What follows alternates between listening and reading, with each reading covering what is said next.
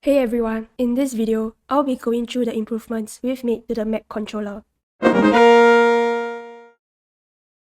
While the existing system works for most parts, there are several design issues that make it difficult to use and error-prone when you start building real levels. The biggest issue with the original MapController is that it introduces complexity that isn't really needed. Even though chunks are spawned dynamically, the system still depends on manually placed markers around each terrain chunk prefab to decide where new chunks can spawn. This creates a lot of potential failure points. For example, if a marker is slightly misplaced, chunks won't spawn in that direction. If a marker name has a typo, like left with a lowercase l instead of an uppercase L, or even an extra space, chunk spawning breaks entirely. On top of that, each chunk needs to report to the MapController when a player enters it, which means incorrect collider setup can cause unreliable detection. And because the whole system is tied to the player object, map generation doesn't work at all if the player is missing. All of this means that the robustness of the map generation depends heavily on how well each chunk prefab is configured. If multiple people are building the chunk prefabs, it becomes extremely easy for mistakes to slip in. Another limitation is that the map only spawns tiles adjacent to the one that the player is currently on, so tiles beyond that aren't generated in advance. To fix these issues, the MapController is reworked with two main goals in mind. First, removing the need for spawn markers entirely, and second, removing the dependency on the player character.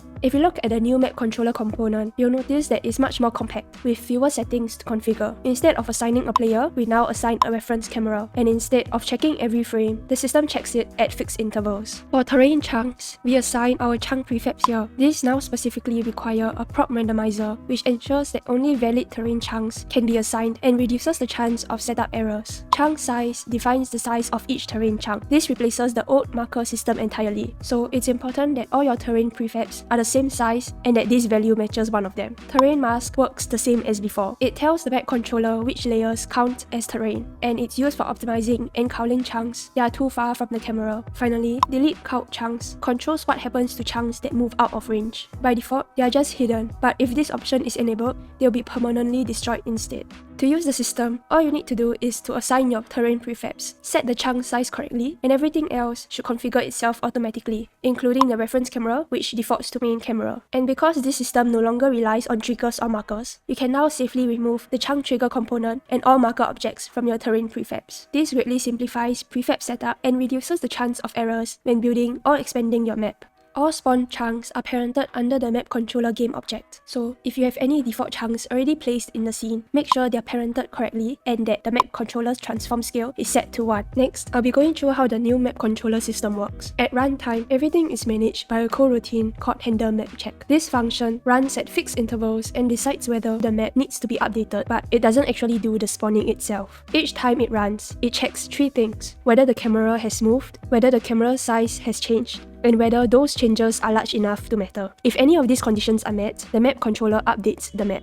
When an update is needed, the system does 2 things. First, it culls chunks that are too far away from the camera. Then, it spawns in new chunks around the camera's visible area. To determine where chunks should exist, the system calculates a grid of positions that cover and slightly exceed the camera's viewport. Each position is snapped to a grid based on chunk size, ensuring that all chunks align perfectly and avoid floating point errors. Because multiple points can snap to the same grid position, the system tracks which positions have already been processed during each update. Before spawning a chunk, it also checks whether a chunk already exists at the location using a physics overlap test. When the camera is moving, the system only checks positions in the direction of movement. This significantly reduces unnecessary checks and improves performance. When the camera size changes or the map is first initialized, all positions are checked to ensure full coverage. As for chunk culling, it is handled separately. Each chunk's distance from the camera is calculated, and if it exceeds a certain threshold, the chunk is either hidden or destroyed. This behavior is controlled using the delete culled chunks option.